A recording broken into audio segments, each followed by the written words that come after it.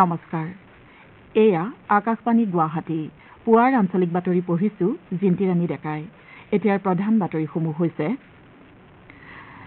বিজেপিৰ ৰাষ্ট্ৰীয় সভাপতি জে.পি. নাড্ডাৰ আজি অসম প্ৰদেশ বিজেপিৰ কেইবাটাও কাৰ্যসূচীত অংশগ্ৰহণ ডঃ ভূপেন হাজৰিকা আঞ্চলিক চৰকাৰী চলচ্চিত্ৰ আৰু টেলিভিছন প্ৰতিষ্ঠানৰ ৰূপালী জয়ন্তী মুখ্যমন্ত্ৰী ডঃ হিমন্ত বিশ্ব শৰ্মাৰ শুভেচ্ছা অসম গ্ৰন্থমেলাৰ সামৰণি প্ৰখ্যাত সাহিত্যিক পৰিৱেশ কৰ্মী দীপ হালদাৰ আৰু মোহিত ৰয়ৰ অংশগ্ৰহণ সংগীত শিল্পী ভূপেন উজিৰ আৰু উস্তাদ ৰছিদ খানৰ মৃত্যু শোকস্তব্ধ সংগীত জগত আৰু ভাৰতৰ কিদাম্বী শ্ৰীকান্ত কুৱালা লামপুৰত অনুষ্ঠিত মালয়েছিয়াৰ অপেন বেডমিণ্টন প্ৰতিযোগিতাৰ দ্বিতীয় ৰাউণ্ডত প্ৰৱেশ এতিয়া শুনক বিতং বাতৰি অসম প্ৰদেশ বিজেপিৰ ৰাজ্যিক কাৰ্যনিৰ্বাহক সভা আজি গুৱাহাটীৰ শ্ৰীমন্ত শংকৰদেৱ কলাক্ষেত্ৰত অনুষ্ঠিত হ'ব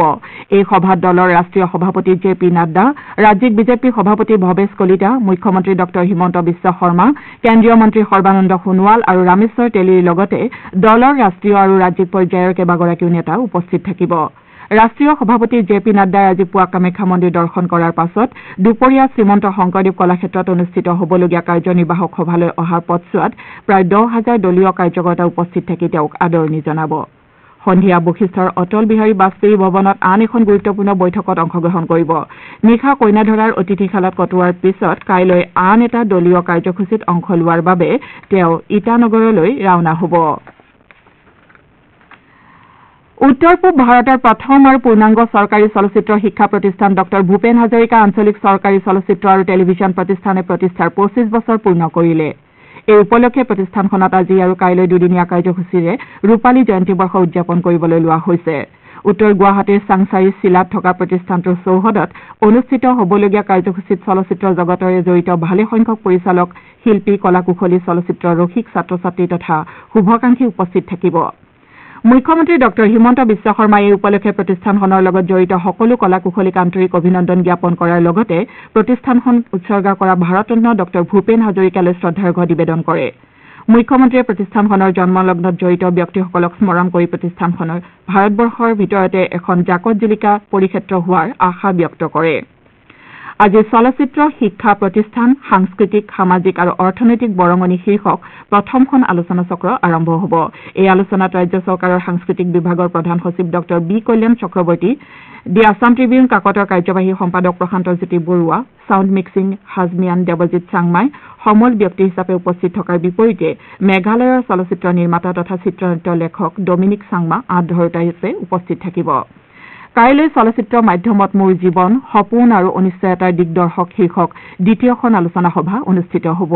এই আলোচনাত চলচ্চিত্ৰ নিৰ্মাতা অৰূপ মান্না ছাউণ্ড ডিজাইনাৰ অমৃত প্ৰীতম দত্ত চলচ্চিত্ৰ পৰিচালক জয়সেং জয় দহোটীয়াই পেনেলিষ্ট হিচাপে অংশ ল'ব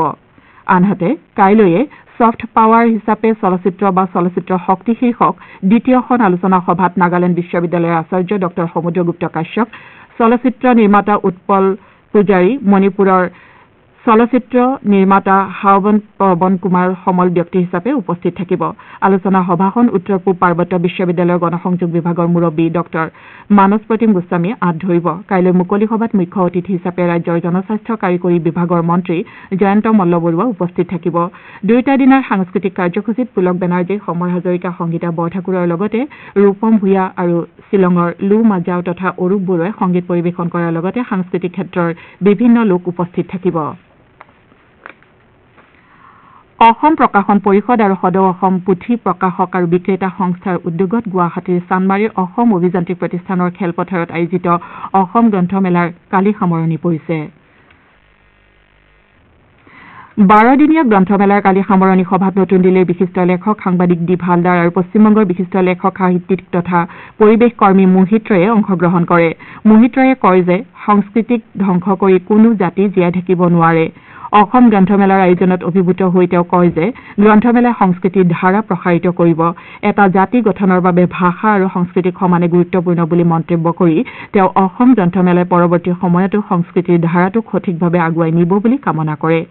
আনহাতে সন্মানীয় অতিথি দীপ হালদাৰে অসম গ্ৰন্থমেলাৰ বিশাল জনস্ৰোত দেখি অভিভূত হৈ পৰে গ্ৰন্থমেলা মানুহেৰে ভৰি পৰা কিতাপ বিক্ৰী হোৱাটো সমাজৰ বাবে এটা শুভ বাৰ্তা বুলি তেওঁ মন্তব্য কৰে সভাত বিশিষ্ট অতিথিৰূপে অংশ লৈ বিজ্ঞানী ডক্টৰ দীনেশ চন্দ্ৰ গোস্বামীয়ে কয় যে অসম গ্ৰন্থমেলা এতিয়া বৃহৎ সামাজিক আয়োজন হৈ পৰিছে গ্ৰন্থৰ প্ৰতি মানুহৰ আগ্ৰহ দেখি ভাল লগা বুলিও তেওঁ মন্তব্য কৰে। তেওঁ কয় যে গ্ৰন্থমেলালৈ অহা প্ৰতিজন লোকে কিতাপৰ সান্নিধ্য লাভ কৰিছে আৰু ইয়াৰ জৰিয়তে এটা অধ্যয়নমুখী পৰিৱেশ গঢ় লৈ উঠিব। কালিৰ এই সামৰণি অনুষ্ঠানত যোৱা 6 আৰু 7 জানুৱাৰীত গ্ৰন্থমেলাস্থলীত শিশুৰ দিন উপলক্ষে অনুষ্ঠিত আকস্মিক বক্তৃতা, কবিতা আবৃত্তি আৰু চিত্ৰাংকন প্ৰতিযোগিতাৰ বঁটাসমূহ বিতৰণ কৰা হয়। গ্ৰন্থমেলাৰ অন্তিম দিনালৈ প্ৰায় 5,55 লাখ টকাৰ গ্ৰন্থ বিক্ৰী হোৱা বুলি আয়োজকসকলে প্ৰকাশ কৰিছে। গুৱাহাটী পৌৰ নিগম পাণবজাৰ জল পৰিশোধন প্লাণ্টৰ অধীনত কেইবাটাও অঞ্চলত পানী যোগান ব্যৱস্থা আজি আৰু কাইলৈ ব্যাহত হ'ব। গুৱাহাটী মহানগৰ প্ৰাধিকৰণ উন্নয়নে ইনটেক পইণ্টৰ পৰা বৰ্তমানৰ ট্ৰেন্সফৰ্মাৰ আৰু পেনেলবোৰ পৰিৱৰ্তন আৰু স্থানান্তৰ কৰিবলগীয়া হোৱাৰ বাবে পানী যোগান ব্যাহত হ'ব বুলি গুৱাহাটী পৌৰ নিগম কৰ্তৃপক্ষই প্ৰকাশ কৰিছে।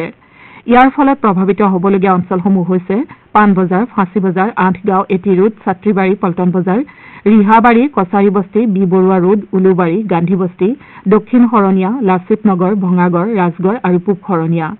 সংশ্লিষ্ট অঞ্চলসমূহত পানী যোগান 12 জানুৱাৰীৰ পৰাহে পুনৰ আৰম্ভ হোৱাৰ সম্ভাৱনা আছে। বিশ্ববিখ্যাত কাজিৰঙা ৰাষ্ট্ৰীয় উদ্যানত বম্বে নেচাৰেল হিষ্ট্ৰী ছচাইটিৰ সহযোগত কালিৰে পৰা অনুষ্ঠিত কাজিৰঙা চৰাই সংৰক্ষণ মহোৎসৱ আৰু 5ম জলচৰ পক্ষী গণনা আজিও অব্যাহত থাকিব। ভাৰতবৰ্ষৰ অন্যতম পক্ষী পৰ্যবেক্ষণ ক্ষেত্ৰ হিচাপে স্বীকৃতিপ্ৰাপ্ত কাজিৰঙা ৰাষ্ট্ৰীয় উদ্যান ঘাঁহনি আৰু জলাভূমিৰে গঠিত। উল্লেখযোগ্য যে ৰাষ্ট্ৰীয় উদ্যানখন পৰিভ্ৰমী চৰাইয়ে অনুসৰণ কৰা মধ্য এছিয়ান আৰু পূব এছিয়ান উৰণ পথৰ লগতে অষ্ট্ৰেলিয়ান উৰণ পথৰ অন্তৰ্ভুক্ত। তিব্বত মালভূমি, মংগোলিয়া, ৰাছিয়া, চাইবেৰিয়া আৰু লাডাখৰ লগতে ইউৰেছিয়াৰ নাতিশীতোষ্ণ অঞ্চলসমূহৰ পৰা পৰিভ্ৰমী চৰাইৰ জাক প্ৰতি বছৰে ৰাষ্ট্ৰীয় উদ্যানখনলৈ আহে। জনসাধাৰণৰ লগত সম্পৰ্ক ৰক্ষা কৰি পৰম্পৰাগত জ্ঞান ব্যৱহাৰেৰে চৰাই সংৰক্ষণক কেন্দ্ৰীয় বিষয় হিচাপে লৈ এই চৰাই মহোৎসৱত গণনা আৰু সংৰক্ষণৰ ক্ষেত্ৰত স্থানীয় লোকে সক্ৰিয় অংশগ্ৰহণ কৰে। অনুষ্ঠানত আলোচনা চক্ৰ, ৱেবিনাৰ, আলোকচিত্ৰ প্ৰতিযোগিতাৰ জৰিয়তে পৰিৱেশবিদ, ছাত্ৰ-ছাত্ৰী, স্থানীয় স্বেচ্ছাসেৱকসকলে জনসাধাৰণক পক্ষীকুলৰ বিষয়ে সজাগ কৰে।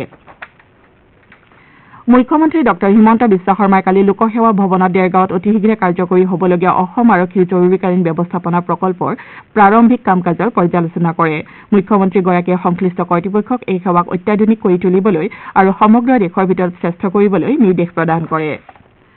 অসম বিধানসভাৰ বাজেট অধিৱেশন অহা 5 ফেব্ৰুৱাৰীত অনুষ্ঠিত হ'ব। অসম বিধানসভা সচিবালয়ে আজি এখন অধিসূচনাযোগে এই কথা প্ৰকাশ কৰিছে। শ্ৰোতাসকলে বাতৰি শুনিছে আকাশবাণী গুৱাহাটী কেন্দ্ৰৰ পৰা। প্ৰখ্যাত সংগীত শিল্পী ভূপেন উজিৰৰ যোৱা নিশা গুৱাহাটীৰ এখন ব্যক্তিগত খণ্ডৰ চিকিৎসালয়ত দেহাৱসান ঘটে। মৃত্যুৰ সময়ত তেওঁৰ বয়স আছিল 71 বছৰ। বিশিষ্ট সংগীত পৰিচালক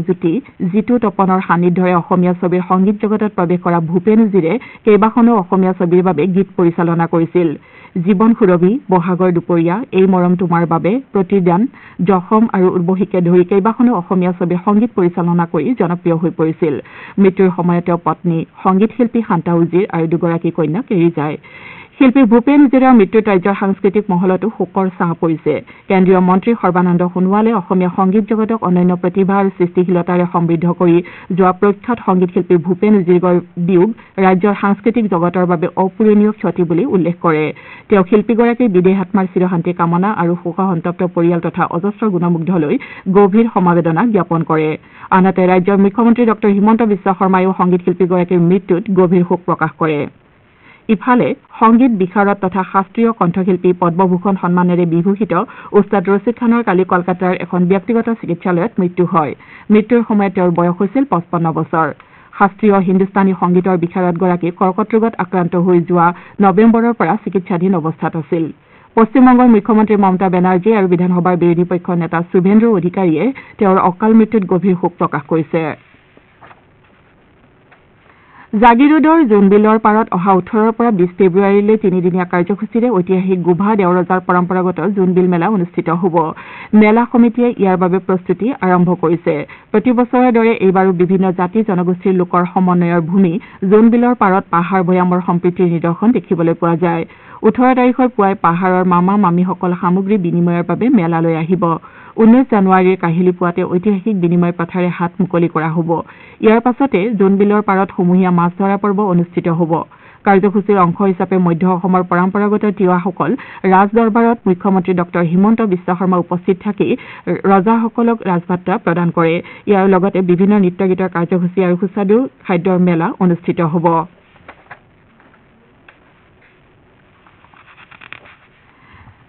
চিৰাং জিলাৰ ৰৌমাৰীৰ ডেৰহাছাত প্ৰেক্ষাগৃহত কালিৰে পৰা দুদিনীয়াকৈ অনুষ্ঠিত হৈছে দ্বিতীয় মহুৰ আন্তঃৰাষ্ট্ৰীয় থিয়েটাৰ মহোৎসৱ কোকৰাঝাৰৰ লগি থিয়েটাৰ গ্ৰুপৰ উদ্যোগত কেন্দ্ৰীয় চৰকাৰৰ উত্তৰ পূব মাণ্ডলিক সাংস্কৃতিক পৰিক্ৰমা কেন্দ্ৰ আৰু বিটিচিৰ চিনেমা আৰু থিয়েটাৰ বিভাগৰ লগতে ৰৌমাৰী চিফুং হাৰিমু আফতাৰ সহযোগত আয়োজিত সমাৰোহত প্ৰথম দিনা তামুলপুৰৰ ৰাজকুমাৰ থিয়েটাৰ দলৰ চাঞ্চুমা বড়ো পৰিচালিত বড়ো ভাষাৰ নজৰ আলা বাও নাটখন মঞ্চস্থ কৰা হয় আজি সন্ধিয়া ভাগত বাংলাদেশৰ প্ৰখ্যাত নাট্যকাৰ চামেলি ত্ৰিপুৰাৰ ৰচিত আৰু পৰিচালিত ককবৰক ভাষাৰ নাট খেলাংবাৰ মঞ্চস্থ কৰাৰ লগতে বড়ো ভাষাত ৰচিত সঞ্জীৱ কুমাৰ ব্ৰহ্ম পৰিচালিত চাখানৰাম মঞ্চস্থ কৰা হ'ব দ্বিতীয় মুহুৰ আন্তঃৰাষ্ট্ৰীয় থিয়েটাৰ সমাৰোহৰ আয়োজক সমিতিৰ সভাপতি সৌমাদন ব্ৰহ্মই জানিবলৈ দিয়া মতে এই নাট্য সমাৰোহৰ জৰিয়তে মানৱ সমাজৰ পাৰস্পৰিক সম্বন্ধ স্থাপন কৰিব বিচৰা হৈছে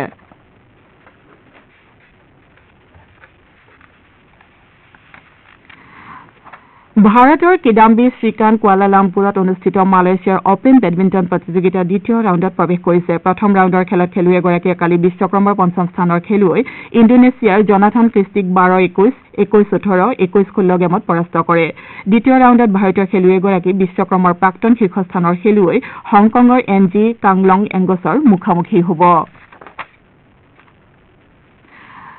প্ৰধানমন্ত্ৰীয়ে 2023 বৰ্ষৰ ৰাষ্ট্ৰীয় ক্ৰীড়া আৰু দুঃসাহসিক বঁটা বিজয়ীসকলক অভিনন্দন জনাইছে সামাজিক মাধ্যমত লিখা এটা পোষ্টত শ্ৰীমোদীয়ে কয় যে তেওঁলোকৰ উল্লেখযোগ্য কৃতিত্ব আৰু অটল নিষ্ঠা সমগ্ৰ দেশৰ বাবে প্ৰেৰণাস্বৰূপ তেওঁলোকে নিজ নিজ ক্ষেত্ৰত উৎকৃষ্টতা প্ৰদৰ্শন কৰাৰ উপৰি আন্তঃৰাষ্ট্ৰীয় পৰ্যায়ত ভাৰতৰ নাম উজ্বলাই তুলিছে বুলিও শ্ৰীমোদীয়ে প্ৰকাশ কৰে এতিয়া শুনক আজি গুৱাহাটীৰ পৰা প্ৰকাশিত দৈনিক বাতৰি কাকতসমূহৰ প্ৰথম পৃষ্ঠাৰ বাতৰিত চমু অৱলোকন আগবঢ়াইছে অংকুৰজ্যোতি শৰ্মাই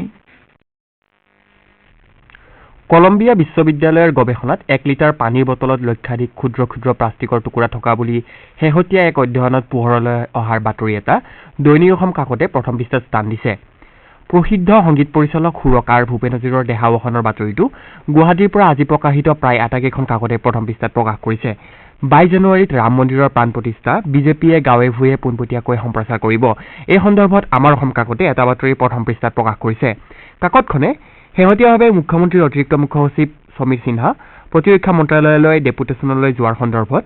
20 IAS ডেপুটেশ্যনত ACS সহ 25 জন নিলম্বিত ৰাজ্য প্ৰশাসন স্থবিৰ প্ৰায় শীৰ্ষৰে এটা বাতৰি পৰিৱেশন কৰিছে আলফা স্বাধীনৰ মুখ্য অনাধ্যক্ষ পৰেশ বৰুৱাৰ জেৰাইগাঁৱৰ গৃহৰ পৰা ৰাজ্যৰ গৃহ বিভাগে নিৰাপত্তাৰক্ষী প্ৰত্যাহাৰ কৰিছে এই সন্দৰ্ভত অসমীয়া প্ৰতিদিন কাকতে এটা বাতৰি পৰিৱেশন কৰিছে মুখ্যমন্ত্ৰীৰ ফেচবুক একাউণ্ট পাকিস্তানৰ পৰা হেক কৰাৰ চক্ৰান্ত চলোৱাৰ তথ্য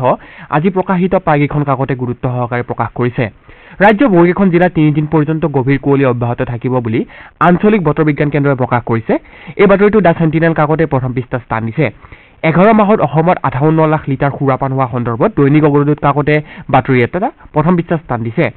বাংলাদেশৰ দক্ষিণ পূব অঞ্চলৰ শৰণাৰ্থী শিবিৰত হোৱা অগ্নিকাণ্ডৰ ফলশ্ৰুতিত অসমলৈ পুনৰ ৰোহিংগিয়াৰ সম্ভাৱ্য অনুপ্ৰৱেশে ভাবুকি কৰি আনিছে এই বাতৰিটো দা আছাম ট্ৰিবিউন কাকতে প্ৰথম পৃষ্ঠাত প্ৰকাশ কৰিছে আজি প্ৰকাশিত অন্যান্য বাতৰিৰ ভিতৰত আছে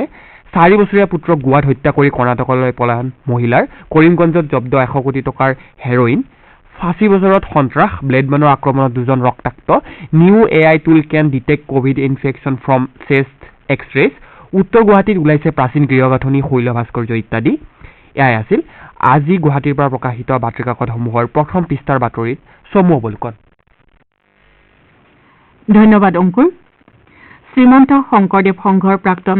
প্ৰধান সম্পাদক হৰিপ্ৰসাদ হাজৰিকাৰ আজি পুৱতি নিশা নিজা বাসভৱনত মৃত্যু হয়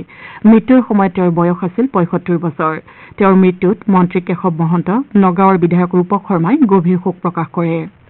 বাতৰি শেষ কৰাৰ পূৰ্বে প্ৰধান বাতৰিকেইটি আকৌ এবাৰ পঢ়ি দিছো বিজেপিৰ ৰাষ্ট্ৰীয় সভাপতি জে.পি. নাড্ডাৰ আজি অসম প্ৰদেশ বিজেপিৰ কেইবাটাও কাৰ্যসূচীত অংশগ্ৰহণ ডঃ ভূপেন হাজৰিকা আঞ্চলিক চলচ্চিত্ৰ আৰু টেলিভিছন প্ৰতিষ্ঠানৰ ৰূপালী জয়ন্তী মুখ্যমন্ত্ৰী ডঃ হিমন্ত বিশ্ব শৰ্মাৰ শুভেচ্ছা অসম গ্ৰন্থমেলাৰ সামৰণি প্ৰখ্যাত সাহিত্যিক পৰিৱেশ কৰ্মী দীপ হালদাৰ আৰু মোহিত ৰায়ৰ অংশগ্ৰহণ সংগীত শিল্পী ভূপেন উজিৰ আৰু উস্তাদ ৰছিদ খানৰ মৃত্যু শোকস্তব্ধ সংগীত জগত আৰু ভাৰতৰ কিদাম্বি শ্ৰীকান্ত কুৱালালামপুৰত অনুষ্ঠিত মালয়েছিয়া অপেন বেডমিণ্টন প্ৰতিযোগিতাৰ দ্বিতীয় ৰাউণ্ডত প্ৰৱেশ পুৱাৰ আঞ্চলিক বাতৰি আজিলৈ ইমানেই